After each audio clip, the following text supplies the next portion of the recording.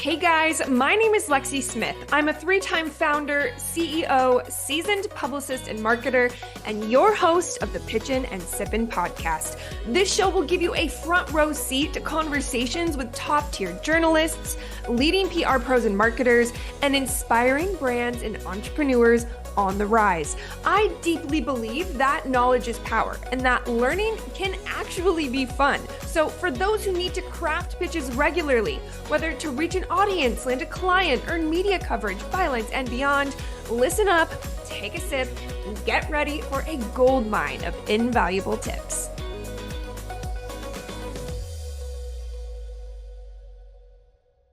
Daniela Albertina is a seasoned podcast producer and marketing strategist with over 7 years of experience helping storytellers and entrepreneurs amplify their voices and build authority in their fields. Through her podcast production company, Dani works with brands, thought leaders, and digital entrepreneurs to launch, grow, and market podcasts that captivate audiences and establish credibility. Specializing in digital growth, she also leverages YouTube as a powerful platform to enhance brand visibility and reach.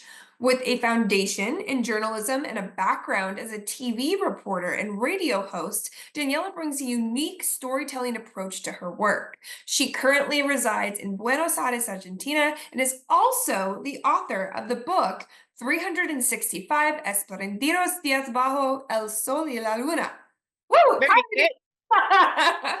Amazing. You did it perfectly.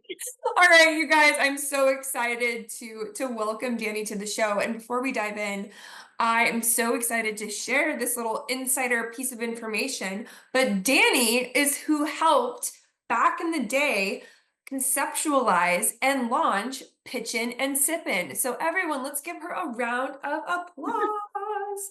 Woo! And we had this moment yesterday where we realized she's never come on this show, and there could not be a bigger expert on podcasts. So this is long overdue. We're in season 7. Oh, how times have changed, but welcome officially.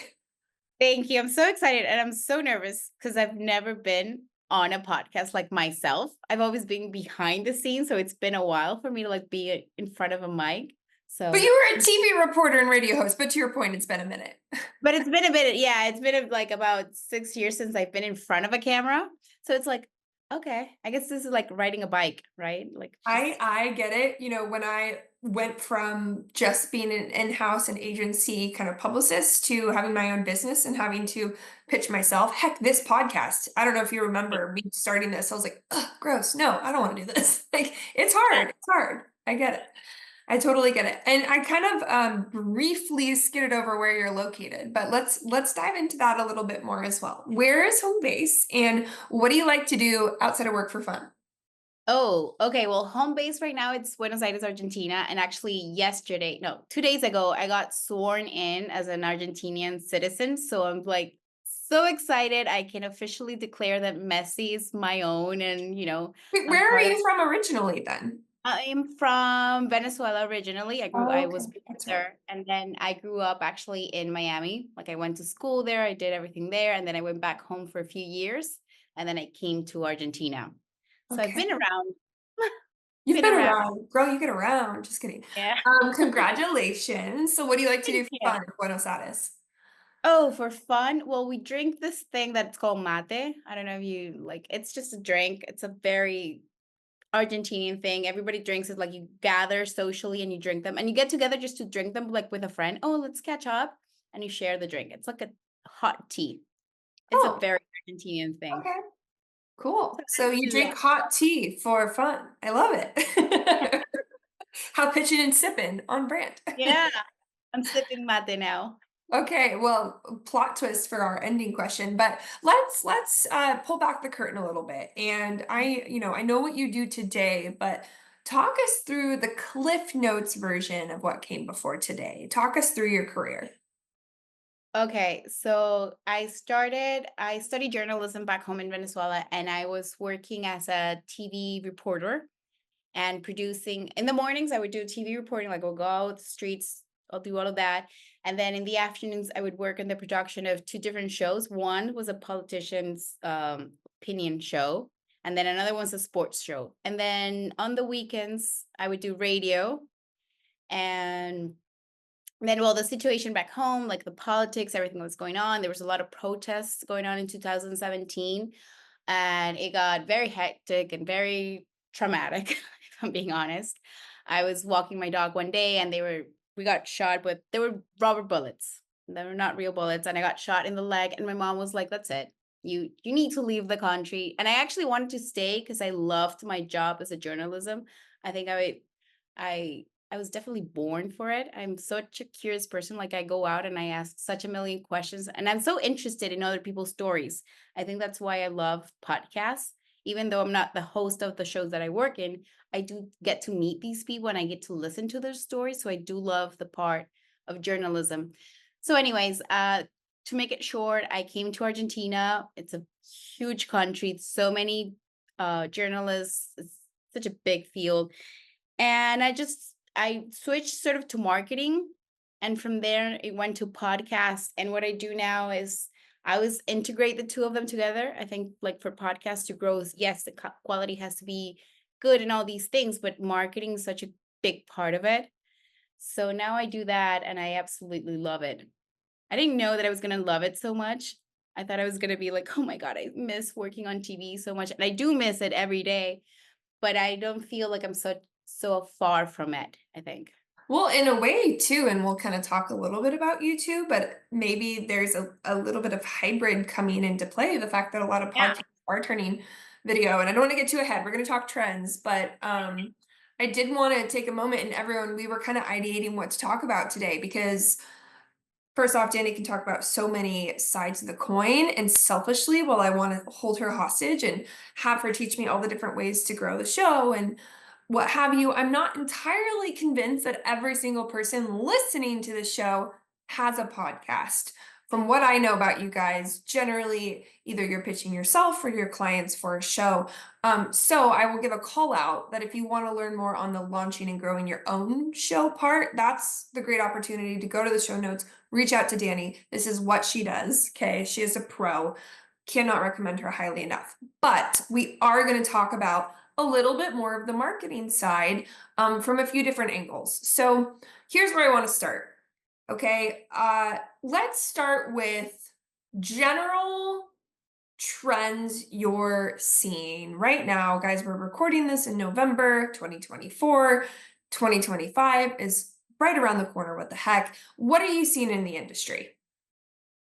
I think I'm seeing a lot more like niche down topics, like not being so broad in your show and the guests that you're bringing in. It's not like I'm bringing, I don't know, someone and have them talk about their entire life. I think that that was more common during the pandemic because we were so needy for content and things. But now it's been 4 years since the pandemic. So I think now we're back to, I know What? it Yeah, feels we're feeling insane. it. Crazy. Right. And back then we had so much time that we were, yeah, desperate for content, desperate to scroll, desperate to hear anything. So we were more open to listening to like the entire true Hollywood story of a person. And I think that's changed a lot. Like now, if we're talking specifically about podcasts, let's say I'm an expert in, I don't know, cars. I don't know why I said cars. I don't know anything about cars. But anyway, like that's what brought me on the show. Like you don't want to hear everything about me and you want to hear what I know about cars. You want to know what it is I bring to the topic. And you can see that like I'm going to go into analytics and something like that, but like if you have a YouTube channel, even the podcast, like you can see how the analytics, the retention rate goes down so quickly when the topic is not being discussed. So I think that is a big one.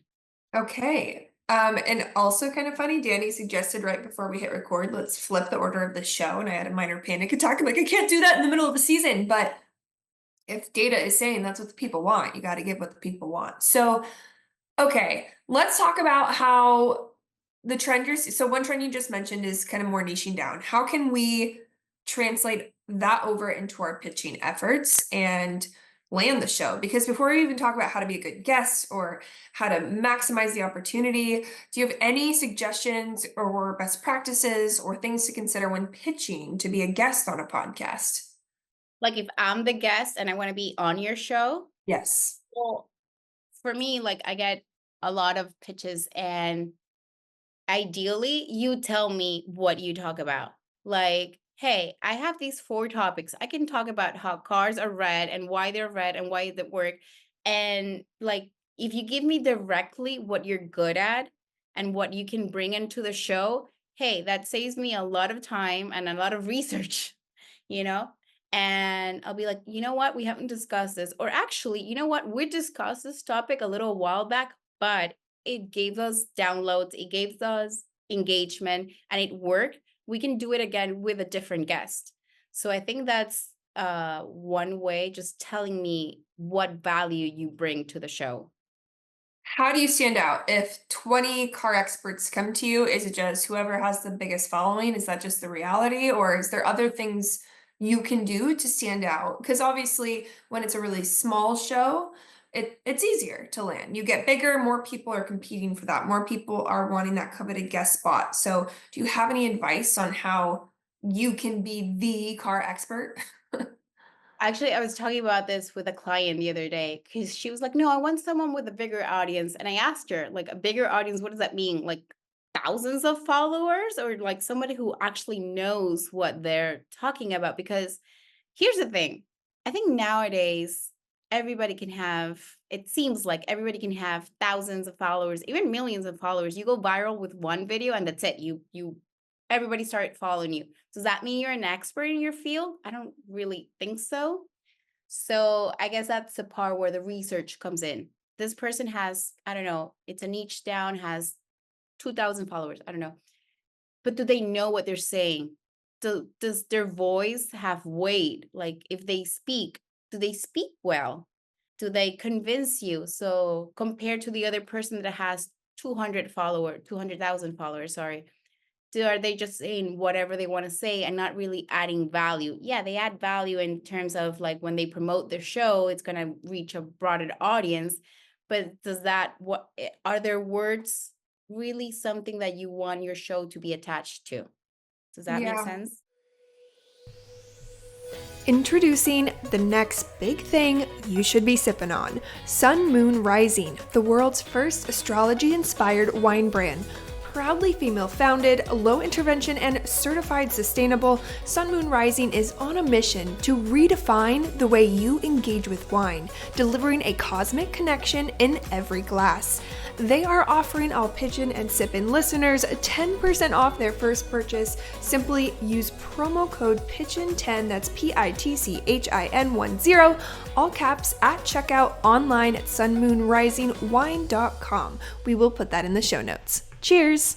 This is actually one of my gripes or pain points right now. It is interesting being on both sides of the coin. Obviously, I have a show and I get pitched. I have two shows. I get pitched.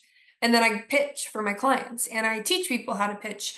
And I am seeing such more and more and more podcasts who truly are just looking for the metrics of it all. You know, you don't have at least this many followers, you don't qualify. And I get it to some extent because sometimes that following, if a guest, has a really engaged following, they maximize it, it can help your show. But at the end of the day, good content's good content. And I will say I have my we pulled up and looked at my Buzzsprout analytics report before this to see what you guys were liking. And some of my biggest name guests on the show who when I landed, I was like, oh my God, this is the guest that's gonna take this show to the next level. They do not have the most downloads, which is kind of mind-boggling. And I think it comes down to the importance of the topic and what people also really want to listen to. Yeah, I think that's where the metrics come in.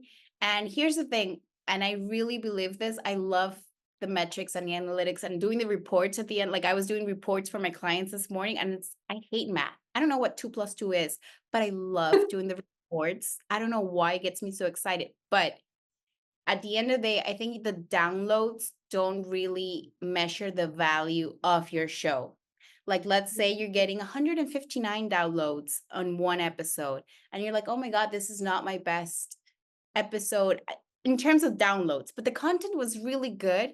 And you still gave that content to 159 people. Like, it's like standing on a stage and you talk to 159 people. What does that look like? That looks like a whole bunch of people that are listening to your words and that maybe learned something or took away something. Maybe it's just one thing. And I think that still has a lot of value. Like, I understand that we always say don't compare yourself, but we always compare ourselves. Like, it's Yeah. inevitable. Like, it's a part of our human, I don't know, DNA, cells. Yeah, I don't know. it We is. all do Yeah. it.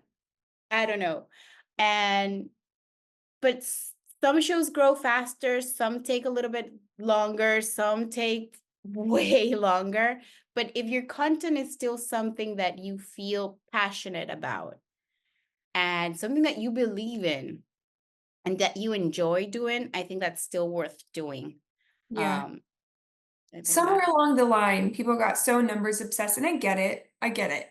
But I yeah, also, something I reflect to on pitching podcasts, and this is a dialogue I'm sure many of you listening have had.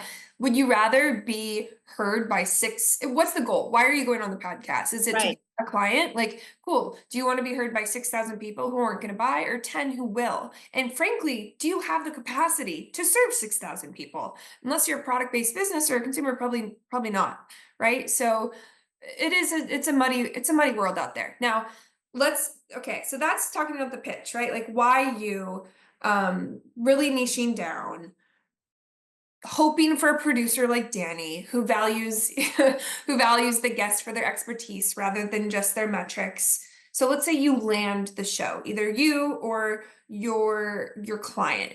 What are tips, best practices, things to keep in mind for the actual recording? How can you maximize the on-air recording, like what we're doing right now? Okay, well, first of all, make sure your setting is good. And if the show has YouTube, make sure that what do you want people that are seeing you for their first time see? If it's just your look, if it's just, oh, I have a books outside, oh, I work with cars, well, I'm gonna have pictures of cars. It seems silly, but they're gonna associate you with those things. Like, I'm talking about red cars, well, I have a red car somewhere in there, and then they associate me with that in terms of, at least in visuals, if you have a YouTube channel or if the podcast has a YouTube channel. While I'm looking at white, white, white, white, white, white, white. I don't know what message that gives, but here we are. Well, but it does say the PR bar in your wall, so people associate you already with PR, and the podcast is Pitching and Sipping. So there you go. It's a podcast about pitching. Well, PR is part of pitching, so you know. And maximize your time recording. Same thing. I think, and we talked about this, I think, a little bit before, the small talk, the true Hollywood story. What do I want to be known for? Well, I want to be known for podcast production. Well, talk about that. Make sure you give your best advice. Be prepared. I don't know if beforehand you discuss questions or things that you absolutely wanted to talk about. Make sure that comes up on the show. And if the host somehow maybe forgets or things like that, you can always find a way to like bring it into the conversation, try to tie it. Oh, I have a new book coming out and she hasn't mentioned it. And you're like, I don't know, Cash will be like, yeah, actually, I'm writing my new book and it's about to come out and it talks about this topic that we also talked about a few minutes ago. Like, find ways to incorporate what you want to be known for uh, into the conversation. Something we do as an agency, and I think it's a good practice to do it yourself. We provide our clients with an overview of who the host is, some examples of past episodes. We always encourage them to listen to at least one episode, to read about the host and get an understanding of the vibe so that they can come and serve. Because I think a really great way to be asked back or be asked to other podcasts is to be a great freaking guest and fit that show, because the people listening are expecting something. So if you just go on there completely self-serving with your own agenda and you haven't done your research and you come off awkward, like it's a lose-lose for everyone. Actually, yeah, I'm going to agree with you because some of the episodes, and I listen to a lot of episodes, like so many episodes that we work on, And some of the episodes that I hate the most are the ones where they are overselling and they don't know anything about the host or the theme or who the audience is. And I think that goes both ways. Like what you said, you as an agency, you provide your clients with, hey, this is the host, these are past episodes, and that's perfect. And I think the production podcast should also provide you with material about them as well. Hey, this is the host, this is what she usually talks about or he talks about, these are topics that she likes to cover, this is what her audience likes. And that way you get the most out of it, because sometimes they come and they don't know anything and you're like, hi, and they just start talking and there's no feeling, there's no connection, I don't know. Yeah. I often like share with my clients when we're doing media training cross-platform, like it's the host's job to make you feel customer comfortable. And I think that's true, but I will say some of the best content and the best segments, whether it be a podcast or TV, come when the guest does that back. Because if you can make your host feel good too, then they're gonna get in a rhythm and it becomes like this mutual bounce off. Like I can be the best host in the world, but so I'm just looking at this list. There's been some of these episodes I recorded for the show where, excuse my French, I've been shitting my pants. I've been so nervous. And we get on the episode and some guests make me feel good and human and then we're rocking and rolling. Some don't. Some live up to the fear. And then it just becomes like the whole time as a host, I almost like, I do my best, but there's only so much. Anyways, preaching done, getting off my soapbox. I think it's a two-way street is what I'm saying. Absolutely. Yeah. 100% agree with you. I think there's only so many words that a host can get out from you. Like sometimes you get like these incredible guests and someone pitched to us and they're like, oh, they can talk about NASA and whatever and all these things. And they come and they're like, yes, no, maybe. It's the worst. And I'm like, I don't know what to do. I keep it, and it's hard. So be a good guest. I think it's Be a like a good good guest. summary for that. Do your homework as well. Okay, so episode goes live. We all wish it would just organically bring us all this traffic and all this attention, but I'd love to pick your brain on some ways that you can maximize a episode once it's aired. As a guest, Yes. well, there's always, productions, podcast productions, they should send you the graphics, the things, always promote them the same day.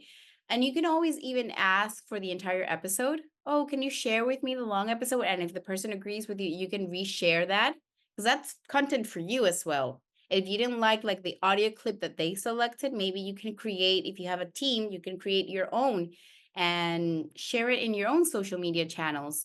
And yeah, this is a podcast that I did a while ago.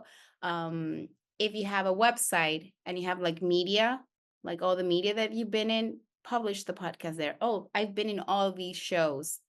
I think those are some of the great ways. I saw a trend I've been seeing that I'm glad you brought this up. It's like a good producer, good show should do a lot of things. I'm seeing a lot more lazy shows and a lot of people not providing my clients with graphics. So we've been making them. And I think that's a good call out that if you don't have a show who gives you graphics or they give you a crappy one, or you don't do what Danny says, ask what's the worst and do something like sharing that episode is the whole point. Like Right. share it, help be a good guest, share the show, let people hear it, do something that you're proud of. But yeah, I think it's a good thing to keep in mind, even if you are bummed that maybe they didn't give you this epic reel, then take it on yourself, make it. If they gave you the material, do it yourself. Yeah. Yeah, it's a lot more work and it's not Yeah. ideal. But at the end of the day, you want to be established as a thought leader for these topics. You want to be known for, oh, look at all these podcasts that I'm being a guest on. So it's content that was already created for you in a way.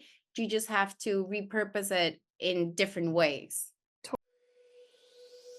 Did you know that I send out a community newsletter roundup every Tuesday, chocked full of resources, media kit downloads, journalist contact information, event invites, visibility opportunities?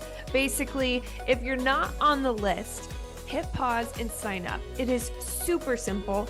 All you gotta do is go to theprbarinc.com youtube.com/newsworthy. That link is in the show notes too. Okay, back to the show. If Totally. you want to. I want to talk a little bit about YouTube. Now, Danny has been trying to help me and like completely like the angel she is, moments here and there, break through YouTube. Guys, I still suck at YouTube. That's not Danny's fault, it's mine. Every time I talk to her, I realize I'm doing something wrong. I'm having more clients want shows that have YouTube because they like the video, finding it very hard. Like the gap between 100 subscribers and 100,000, anyways, it's a platform that really overwhelms me, and I'd love to just hear your take on the platform in terms of podcasting, anything you're seeing, any opportunities, whatever comes to mind. It's so funny that you say that it overwhelms you, and I'm just fascinated by it. Like there's two different sides of it, how it can be overwhelming, and it can be. And I'm just like, I've been like going in a deep dive into YouTube world, and I'm just like, the more I see, the more I learn, the more I'm like, oh my God, this is like brilliant. Like, how are they doing these things? Um, YouTube works as an SEO, so it's just like a Google. And there's so many things that I can tell you, but titles. How about this? I'll ask you a more specific question because I Okay. did just kind of lay out a very broad landscape, but that like further shows why I'm not good at YouTube. We're talking a lot about like the guests and maximizing it. I guess first off, should we be prepared, in your opinion, to see more and more? Like, is this where podcast is heading? Like, should I we? Yeah, you think so? I think so. Because even now I think you can cross promote. Different platforms allow you to do, if it's just audio, you can just put the audio as a podcast on YouTube nowadays. Different platforms are doing that. But I do think that the video is really important. People are watching podcasts. I mean, their TVs, like they're putting the TV, the podcast channel on YouTube, and they're watching it there. So I do think that more people are going to want to do YouTube channels. And you would think that, oh, it's such a saturated market. There's so many YouTube channels, so many YouTube content creators, and there are, but that doesn't mean that you don't have a place in there. There's still a place in there for so many other channels. Um, yeah. Do you think, because you're on the producing side, if you have a show that does both, meaning they publish to YouTube, but they also publish to the more standard places like Spotify, Apple, etc., are you seeing that YouTube views, which is very public, tend to be equal to those of audio downloads? Or what's kind of the share there? Or not the No, share? I think they're completely different, and it's so insane because sometimes I think that like what you said, like, oh, this episode's gonna blow up and all these things, and then all of a sudden, for example, like on the streaming platform, it has a low downloads, but on YouTube, it's way up, with like a huge difference. Like oh, like a little gap. No, the gap is huge. So that tells you that there are different people watching, and there are other kinds of people listening.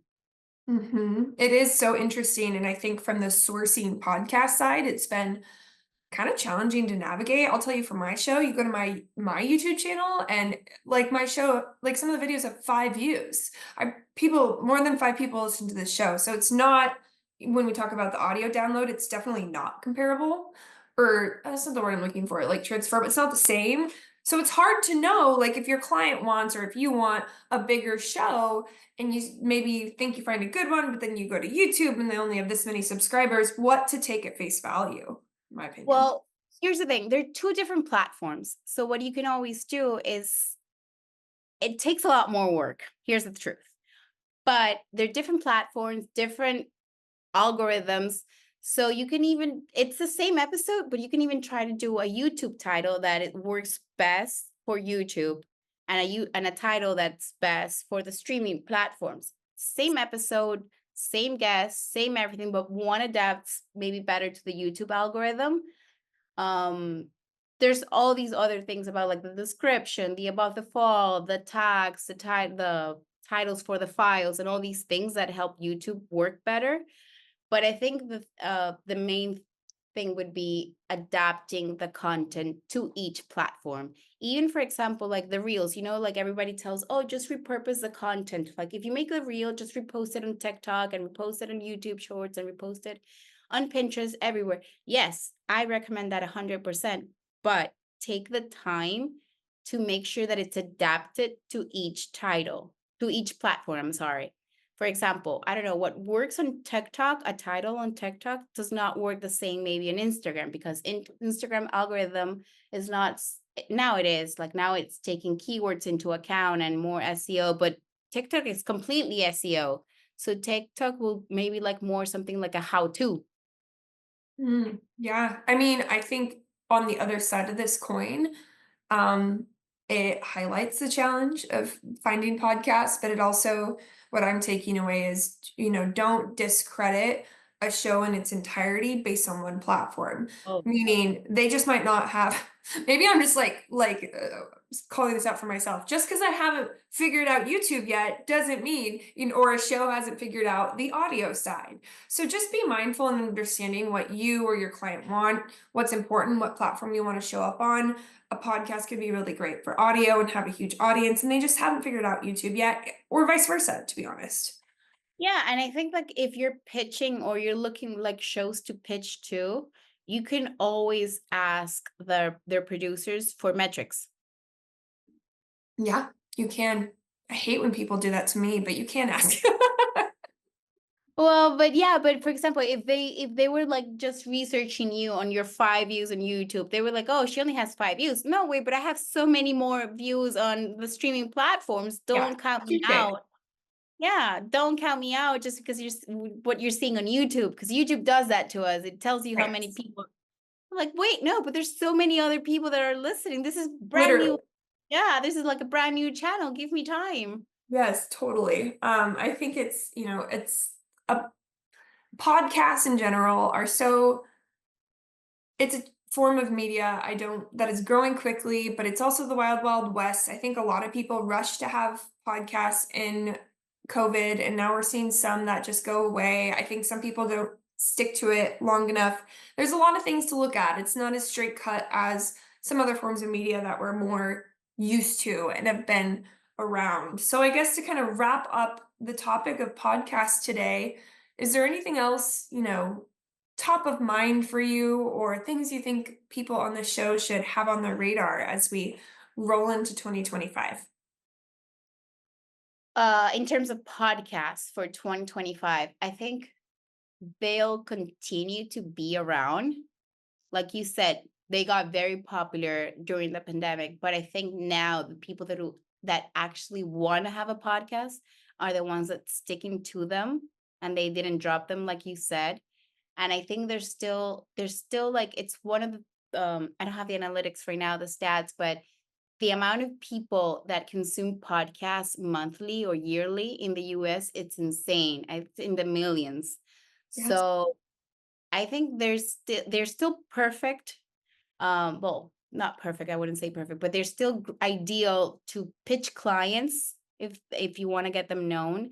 They're still ideal for you if you want to be a host and you want to speak on a topic. It can be about your business, it could be about a passion. It's a creative outlet that lets you share your voice with the world.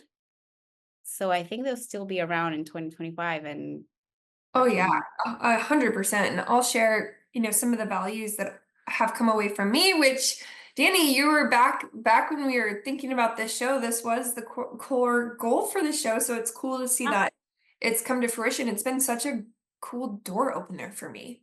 I had someone on last week to talk about gift guides, which was great for you guys. Also super awesome for me, who's like in the trenches right now of gift guide pitching it. It got me into a room in an intimate way to meet this journalist. Maybe I wouldn't have only exchanged otherwise in an email inbox and ask questions. I think it's such a cool format of media. Um, Clearly why I'm 7 seasons deep. I don't even know how many hundreds of episodes at this point. It's been around. I do want to take a moment and make sure we highlight how people can work with you as it relates to podcasting. So, what are your services that you offer? Oh, well, I'm in rebranding right now, but I provide podcast production services. It could be either just the launch, be just coaching for your launching, and I help you with the process of setting it up, the name, the niche, music, all those things that, you know, you need to either to launch a podcast. Yeah. And then we can continue working monthly on for this every season that you want to have. For every episode, we do the production, the guest outreach, the pitching, the editing, show notes, all the marketing aspect of it. You can choose either. And yeah, that's basically it. And to reach me, I guess on Instagram will be the easiest way to find me. We'll put all that in the show notes. Her Instagram is at Dany, Dany Albertina. Again, we'll put that in the show notes. Well, you kind of already answered like the quintessential question of the show, but we'll bring it back up. We did talk a lot about Pitchin. Girl, what can we find you sipping? Is it was it mate? What did you call it? It's mate. We call it mate. Mate. Yeah. Okay, I'm not too far off. I just pronounce it really poorly. It's what Messi drinks. Like whenever you see Messi, like in a soccer game when he's drinking something with a little thing, it's called Okay. mate. So is that what we can find you sipping? That or there's this thing that is actually not from Argentina. It's Italian, but it's very famous, and I can't believe I'm going to say it, but it's called Fernet. It's an alcoholic drink. Okay. It's just a bottle with Coke. It's called Fernet. But it's alcoholic? It's alcoholic, yeah. Alcoholic Coke. No, it's not. It's you mix it with Coke. So like it's alcohol and then you mix it with that's what you're drinking. Yeah. Is it like a rum and Coke or it's just its own liqueur? It's similar to rum and Coke, and maybe that's that's why I like it, because I'm from the Caribbean, so it like gives me flashbacks.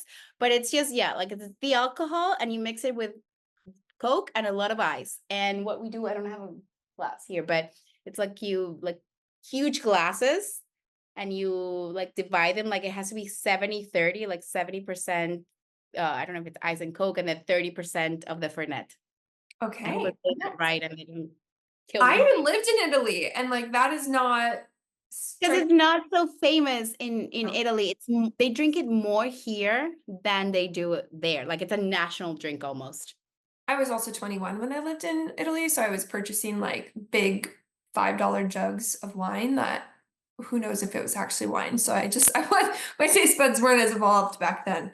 Dany, this was amazing and so fun and so full circle. And you guys reach out to her. She truly is the expert on all things podcasts. If you like this show, also give her a huge shout out because she wouldn't be here without her. And if you think that the show sucks, it's probably my fault, not hers. I promise.